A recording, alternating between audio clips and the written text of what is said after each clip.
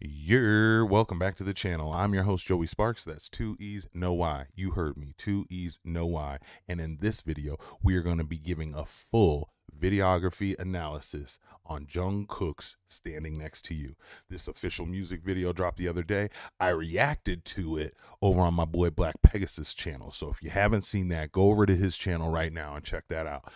But during that reaction, I thought I could do a full videography breakdown on this one. So if you're ready to see my videography analysis to Standing Next to You by Jung Kook, then let me know. But first, I gotta play my intro.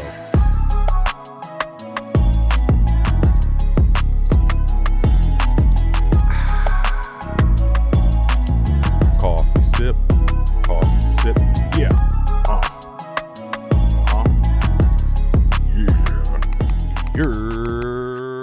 Bang. Okay, take that down, put that up. Before we get started, please do me a favor, like and comment on all the content. Preferably, as soon as it comes out, helps my videos go higher in the algorithm and stay there for longer, okay? I'll appreciate you for it. Also, if you're new to the channel, consider hitting that subscribe button. I'm a music videographer by trade, so that's a POV that I take when I do the videos on my channel, okay? I do reactions, analysis, reviews, unboxings, and interviews. So hit the subscribe button, join our positive, uplifting community. And if you don't believe that they're positive and uplifting, try and make a friend in the comments and find out for yourself. So without further ado, music video analysis for Jung Kook, Standing Next to You. Let's go.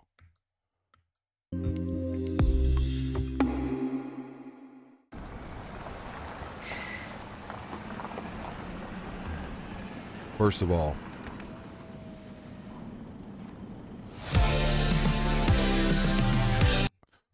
I just want to talk about the tones, the tonal colors in this all lean towards warmth, right? Oranges, reds, auburns, right? Sepia, that's all going to give off warmth, right? Blues are going to give off cold, right? So when you have blue hues throughout your film, you can get a cold look, or like the Matrix used green hues to kind of give it that IT feel, right?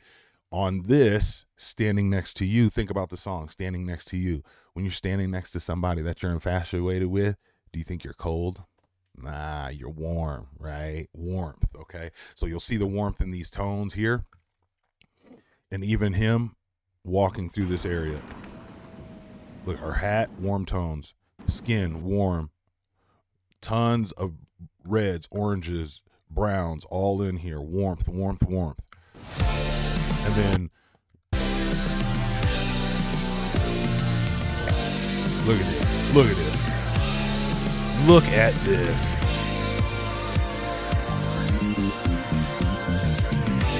Look at it. All right, let's talk about this. Okay, so whatever airport type of, or like hangar or something like that, it's round, so I assume it's not a hangar like that, but that tube-like set that they're in is phenomenal. Let's just talk about that.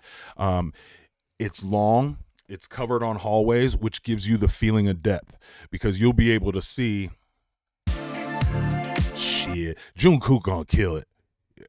Jung Kook, he's gonna kill it, bro. Look at it. He like the closest. I don't want to get crazy. I've only seen one, but he gives me Michael Jackson vibes so much. Smooth, singing, dancing. He is fire. And look at his look into the camera right here. Piercing, ain't it? Piercing. All right. Let me get to a different spot. Okay, so with this corridor being so long, you can see things like blurry here, in focus in the middle, and blurry towards the background. That gives you that feeling of depth. That's why it's so long. Then they've got powerful lighting shooting out of this back. I have no idea what they're using to light this. It could be a big light thing, but either way, the temperature of that light is set to tungsten. Tungsten is going to be that warm light. So when you get light that leans into tungsten, it's going to have a warm orange hue to it. hence what we see right here. And I love how powerful it is that it almost just creates silhouettes on these right here. It has such a Michael Jackson vibe. I love the windy little red stripe too. It's just a great place for all the choreography. And then you'll notice that they adorned the sides of this corridor with these other lights here to help give lighting pockets on the side. Because if all you have is the light behind you, you're gonna be very dark and shadowed in the face. Now these lights don't create all the light that's in front of him that's lighting up the front of his face. As you notice where the shadow leans, right? The shadow comes down from his neck here, down here. You see the shadow under his neck? It leans down into his right or to our screen left, right? So that means the light is up here somewhere. The light is pushing down on him from up over here, obviously off camera. And it's soft light. Soft light's going to allow us to light him up, but not create awkward shadows behind them, right? So if the light is up here kind of shining down, they would have some type of shadow off this way if the light was too powerful. But because the most powerful light is coming from the back, the only shadows we'll see is on their feet. On their feet headed towards us. Give me miracles. Make you know how we left to right is something we control.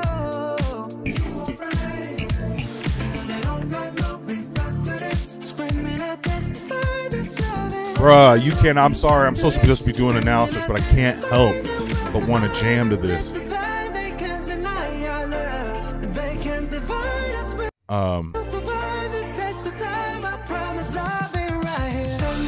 Woo!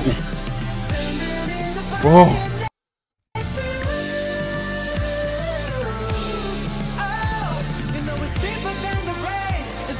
Okay.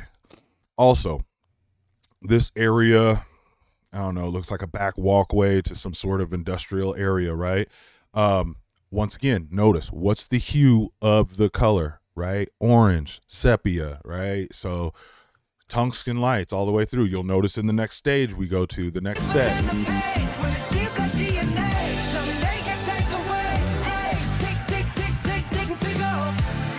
Once again, here we are again.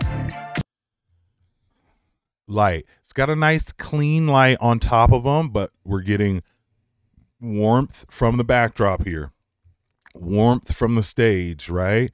And some of that light, even though as natural as it looks, it still looks a little tungsten.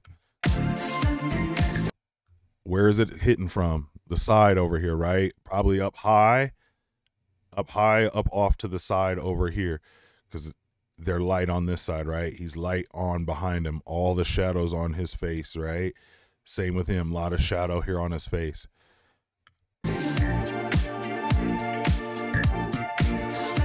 But look at exposed evenly for his face right there. Fire. And then shout out to the production value for all those limousines, man. And I just love the full coverage. Look, we've got wide shots.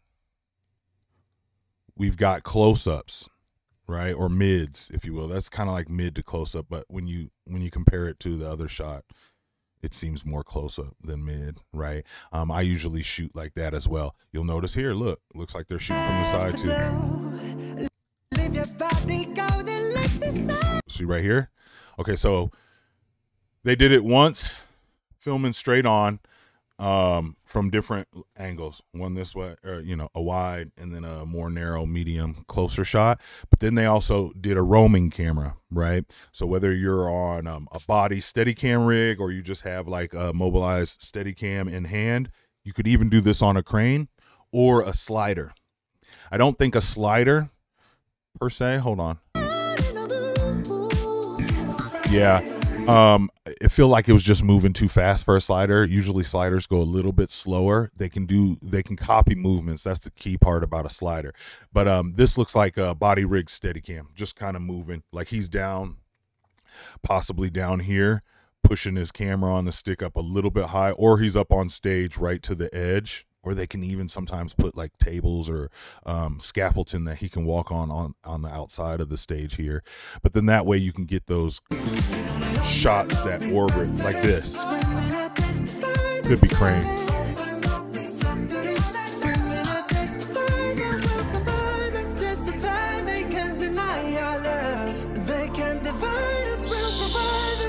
Shout out to the choreographer.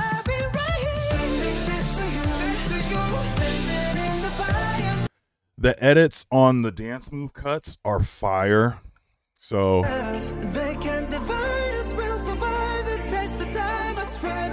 watch this move, and as soon as he goes to make a move, they're gonna cut cameras. Cut camera again. Cut. Oh my God. So in editing, they tell you to cut on the movement because it's harder to, it sells the movement. See, look at that. We're going from here. Look at that. Look at that. And he's even further in his movement in this one. You see here how his legs cocked up versus being down, touch to the ground. So while they did that on the second take, and then the editor's cutting between the two, the editor just felt like they were going to hit their moves a little bit better here. So might have just taken off the frames, or in this take, he just moved faster than he moved in the other one. But it's beautiful when it's done right. And then you'll notice close up. We're going to switch to a close up right here. Close up, wide, and then medium. Okay, so let's watch it. Close up, wide, medium. Look at that. And then another medium to switch. That's crazy. That's crazy.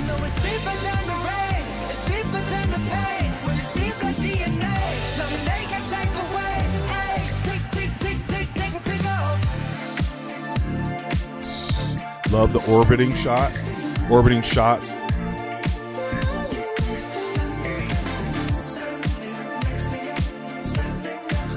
Yeah, the orbiting shots spin around. So keeping the subject in the middle and the camera spins around like that. It's called an orbiting shot. And then I love this choreography with the fight on the floor with dance choreo on the stage.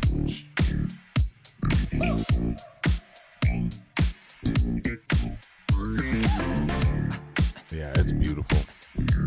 Let's give some credits. Right? Let's see if they give credits. Oh, they do. Shout out to the director, Tanu.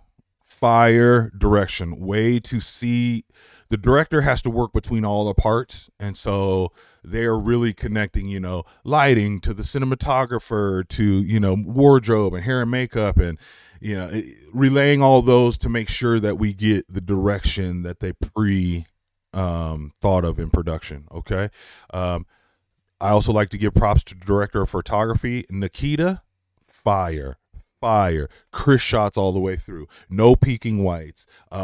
Recorded it obviously on a cinema camera, but the editor, Carlos and Chris.